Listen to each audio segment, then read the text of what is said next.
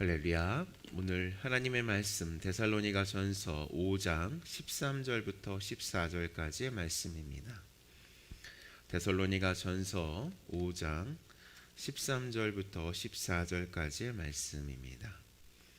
데살로니가전서 5장 13절 14절 우리 함께 읽겠습니다. 시작.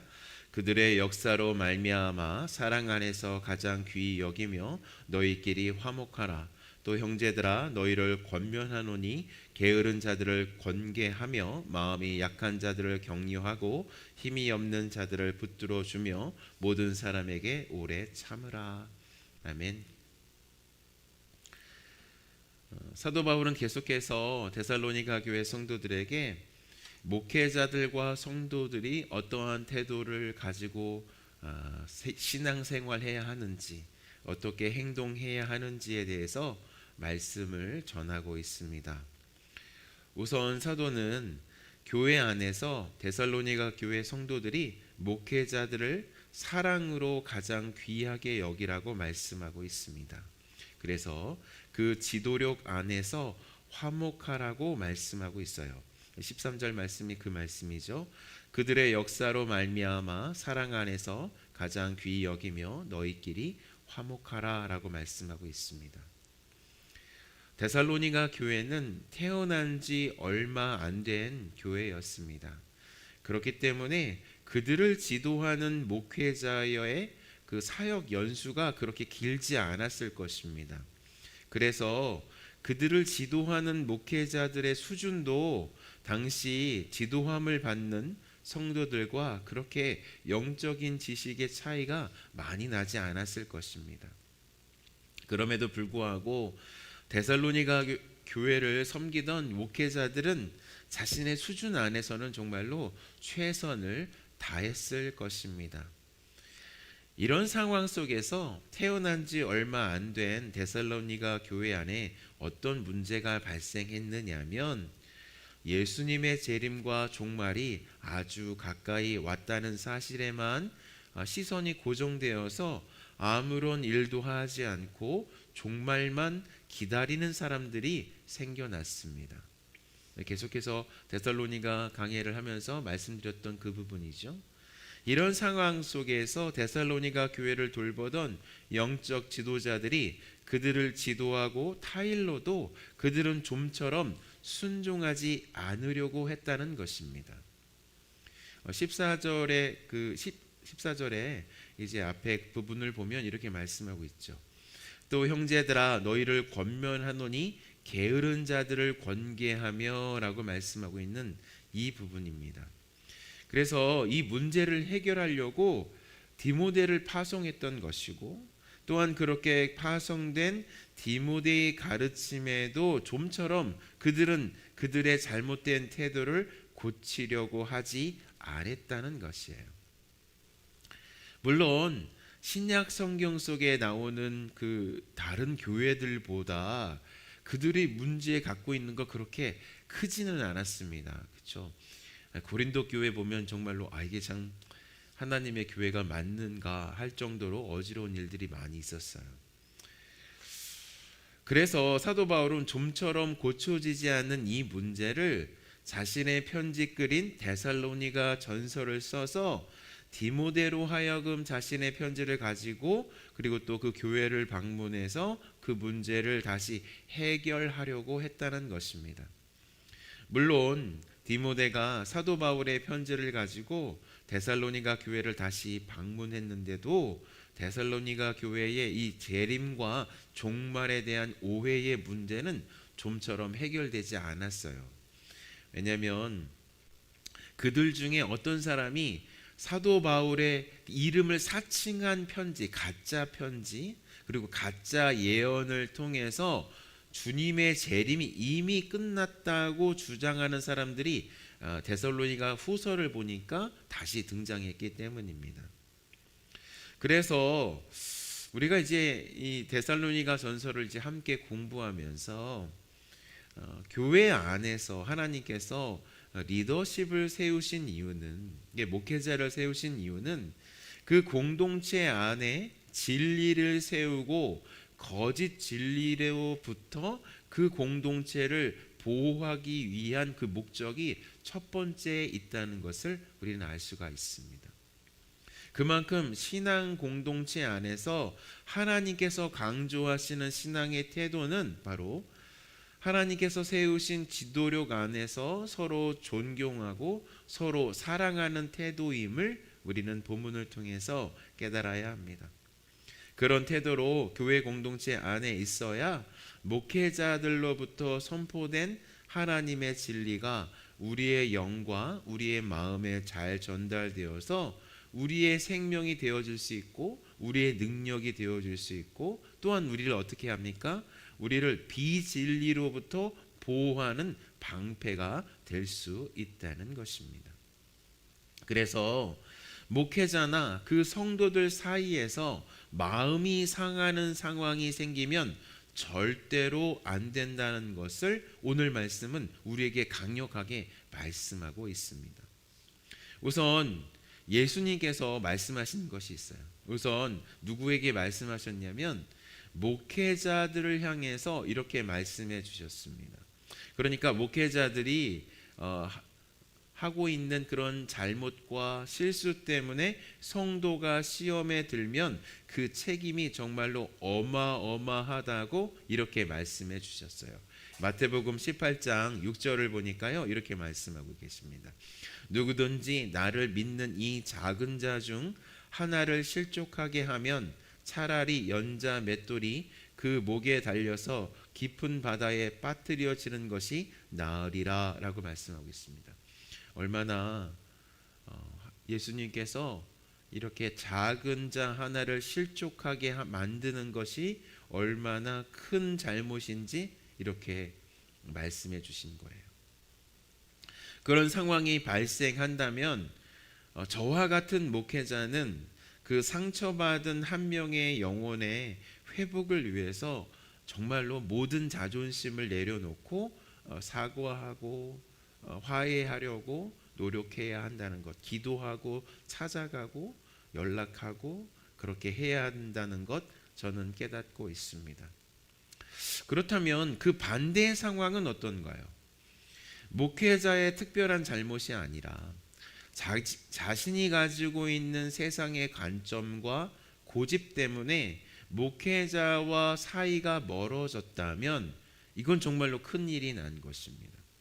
왜냐하면 그 사람은 그 마음이 상한 그 사람, 목회자의 특별한 잘못도 아닌데 자기가 가지고 있는 세상의 기준 때문에 그 목회자의 그 모든 말씀이 싫어지고 받아들이기 어려워진다면 이건 정말로 큰일이 난 것입니다.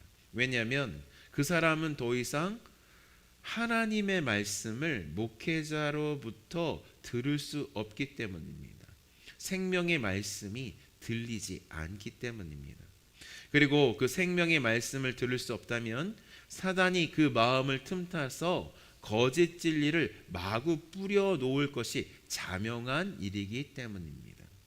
그래서 우리 성도님들 중에서 저와 같은 목회자와 그 어떤 자신이 가지고 있는 오해 때문에 문제가 생긴다면 그 문제를 해결하기 위해서 자신 안에 있는 그런 잘못된 기준들이 무너지고 하나님께서 주시는 그 놀라운 그 은혜의 기준이 생기기 위해서 정말로 겸손하게 하나님 앞에 나아가서 기도해야 하는 것입니다.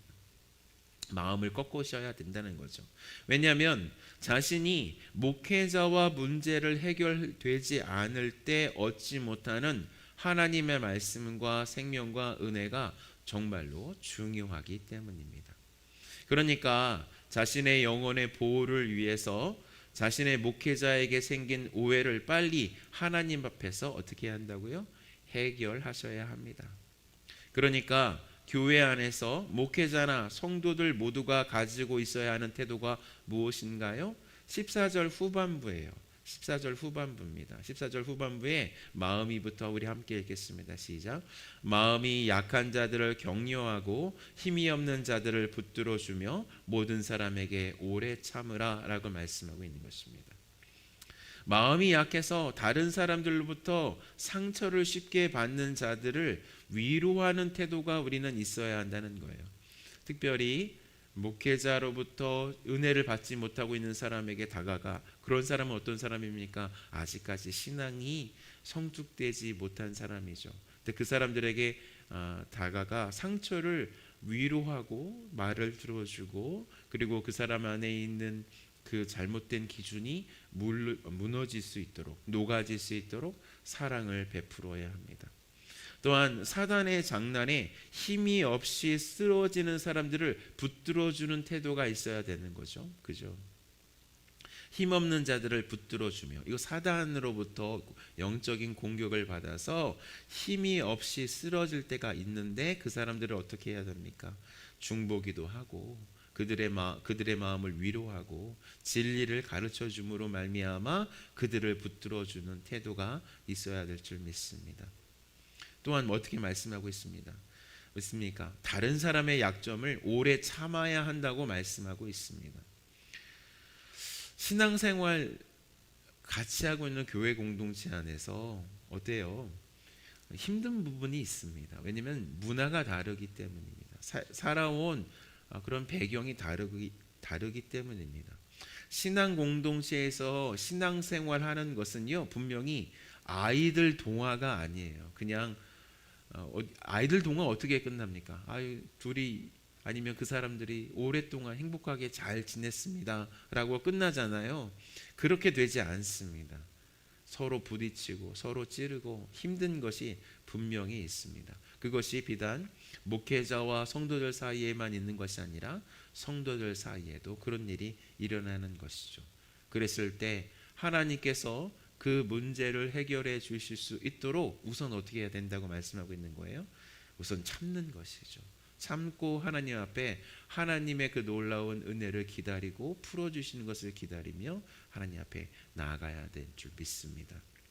이것이 바로 신앙생활의 기본임을 깨달아서 서로 용납하고 참고 오해를 하나님 앞에서 풀고, 그리고 하나님 앞에서 내려주시는, 하나님께서 주시는 그 기준으로 우리의 삶의 시각을 바꾸는 것, 그렇게 해야 하는 것이 어떤 의미가 있느냐면 우리가 어디에 알맞은 사람이 된다는 거예요.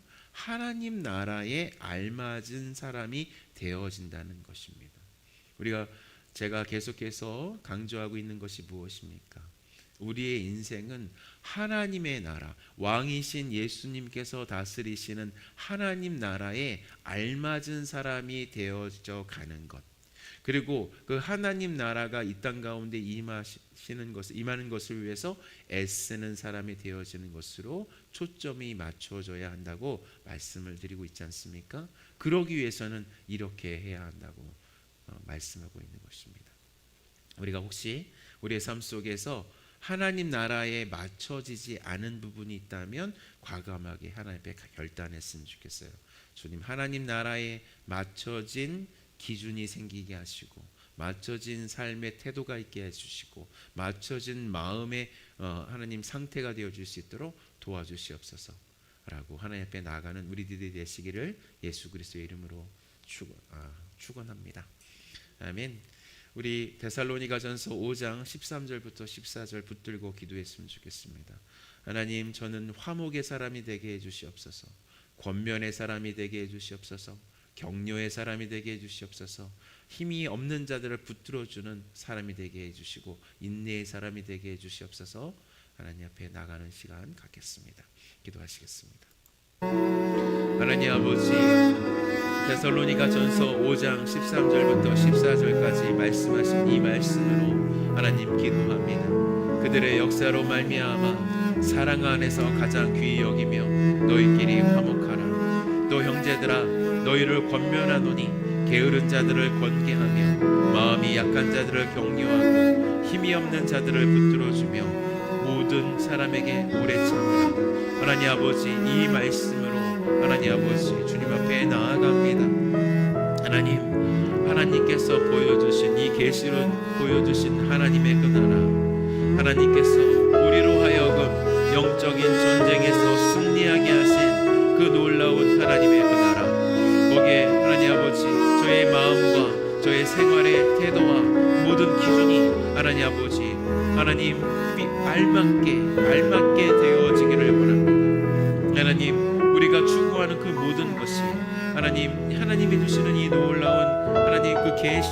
하나님의 놀라운 선물 천국의 하나님 나라에, 예수님의 나라에 하나님 말 맞게 되어질 수 있도록 교회 안에서의 신앙생활이 그렇게 되어질 수 있도록 도와주시옵소서. 하나님 그렇게 하실 주님의 이름을 찬송하며 또 찬송하며 역사하여 주시고 인도하여 주시옵소서. 하나님 그래서 주님 하나님의 나라의 구체적인 모습이 무엇인지 깨닫게 하여 주시옵소서. 우리가 왜 여기 있는지, 자신이 하나님 아버지 왜 탄생 하나님 태어났는지, 또 나의 인생은 어떻게 흘러가고 있는지에 대한 정확한 하나님 복음 안에서의 확인이 필요하고, 그 안에서 그 복음 안에서 하나님 나는 어떻게 하나님 살아야 되느며, 나의 마음은 어떻게 준비되어야 하며, 하나님 나의 일들은 어떻게 되어져야 하는지 주님의 명확한 계시가 있어야 되겠습니다. 하나님의 그 놀라운 말씀으로부터의 계시가 하나님 정말로 필요합니다. 우리 두루산이 침대교회 성도들 하나님 이 계시 안에서 살 수 있도록 주여 도와주시고 역사하여 주시옵소서. 하나님 그래서 주님 이 교회 안에서 이런 일이 일어나게 하여 주시옵소서. 사랑 안에서 귀히 여기며 화목하며 형제를 권면하며 게으른 자들에게 권계하며 마음이 약한 자들을 격려하고 힘이 없는 자들을 붙들어주고 모든 사람들을 오래 참으며 하나님 아버지 주님의 실질적인 통치, 주님의 그 실질적인 하나님의 그 놀라운 사랑의 실천이 있는 공동체가 될 수 있도록 주여 도와주시옵소서. 하나님 아버지 그런 것이 없이 저희가 어떻게 살 수 있겠습니까? 그런 것이 없이 어떻게 우리가 하나님 앞에 나아갈 수 있겠습니까? 하나님 아버지 도와주시고 역사하여 주시기를 주여 간절히 소원하며 주님 앞에 나아가오니 모든 영광 주님께서만 홀로 받아 주시옵소서. 하나님 실질적인 이런 삶의 모습으로 저희가 변화되는 하나님 아버지 그런 하나님 놀라운 성령의 역사가 일어날 수 있도록 도와주시옵소서. 하나님의 나라에 알맞은 사람 되어질 수 있도록, 하나님 나라를 위해서 사는 사람 되어질 수 있도록, 하나님 나라를 위해서 애쓰는 사람 되어질 수 있도록 하나님 그렇게 역사하여 주시옵소서. 그렇게 하실 주님의 이름을 찬양합니다. 하나님 6월 5일 금요일입니다. 벌써 한 주가 끝나고 있습니다. 하나님 오늘 중보기도의 시간에 주님께서 역사하여 주시고 하나님 전도의 시간에 역사하여 주시며 하나님 저희가 만나는 모든 사람들과 하나님 이 진리로 서로 하나님 관계할 수 있도록 주여 도와주시옵소서. 그렇게 하실 주님의 이름을 찬송합니다. 오 주님 모든 영광 주님께서 홀로 받으시옵소서. 6월 5일 금요일을 하나님 앞에 올려드립니다. 주님 영광 받아 주시옵소서. 주 예수 그리스도의 이름으로 간절히 기도했습니다.